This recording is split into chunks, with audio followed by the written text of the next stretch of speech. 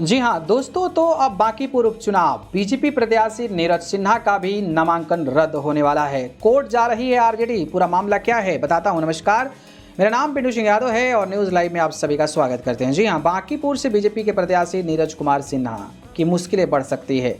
RJD ने court जाने की बात कही है। इसके पीछे की वजह नीरज कुमार की शैक्षणिक योग्यता है। आरजेडी के नेता मुकेश रोशन ने सवाल उठाया है कि नीरज कुमार सिन्हा ने मैट्रिक के बाद सीधे ग्रेजुएशन कैसे कर लिया। इस नॉमिनेशन के खिलाफ उन्होंने कोर्ट जाने की बात जो है वो की है।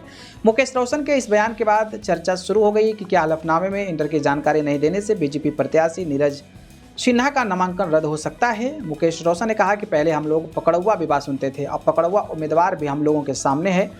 आप बीजेपी में हैं तो मैट्रिक के बाद सीधे ग्रेजुएशन की डिग्री कैसे मिल जाएगी। मुकेश रोशन ने आगे कहा है कि उम्मीदवार जिसे बीजेपी ने पकड़ कर लाया है कहीं ना कहीं फर्जी डिग्रीधारी है, इसकी जांच होनी चाहिए, इसका नामांकन रद्द होना चाहिए। मेरा सवाल है कि अगर 2012 में आपने मैट्रिक की परीक्षा दी तो आगे 2015, 16, 18 आखिर कब किया, इसका जवाब देना चाहिए।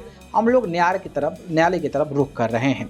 जब बीजेपी प्रत्याशी को घेरते हुए मुकेश रोशन ने कहा कि हद तो तब हो गई जब नीरज सिन्हा ने यह कहा कि उन्होंने नितिन नवीन को जिताया है। ठीक है, आप उनसे नितिन नवीन भी बड़े हैं। जानकारी हो कि नीरज कुमार ने अपने नामांकन में जो जानकारी दी है उसके अनुसार उन्हें यह बताया गया है कि 2012 में उन्होंने मैट्रिक की परीक्षा दी है, 2024 में ग्रेजुएशन की पढ़ाई भी पूरी की है और उन्होंने +2 यानी कि इंटर के बारे में भी कोई जिक्र नहीं किया है। अब इस तरीके की धांधली मतलब बिना मानवी जो तेज प्रताप यादव की पार्टी की थी, उन 10 लोगों का नामांकन देना होता है, 9 लोगों ने नामांकन दिया, एक व्यक्ति ने उस पर सिग्नेचर नहीं किया तो उनकी सदस्यता रद्द हो गई। और एक बीजेपी के एक नेता जो चुनाव लड़ रहा है वो मैट्रिक के बाद इंटर की कोई जानकारी नहीं दिया है और ग्रेजुएशन की जानकारी सीधा दे दिया है।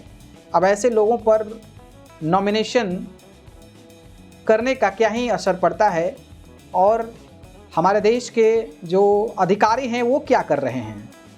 पढ़े लिखे अधिकारी जाहिलों की तरह क्यों काम कर रहे हैं। अगर इस तरीके का इन्फॉर्मेशन देना गलत है तो मुझे लगता है कि सदस्यता रद्द करना चाहिए और इस पर विचार करना चाहिए अधिकारियों को भी। और पार्टी के दबाव में क्या ये काम किया जा रहा है अधिकारियों के द्वारा, ये भी बहुत बड़ा सवाल है। लेकिन जिस तरीके से मुकेश रोशन ने ये बातें कही है ये चौंकाने वाला है और कहीं ना कहीं बीजेपी के लिए मुश्किलें बढ़ाने वाला है। बाकी इस पर आप क्या कहेंगे कमेंट करके बताइएगा और आपको क्या लगता है क्या सच में ये फर्जी प्रत्याशी है, कमेंट करके बताइए।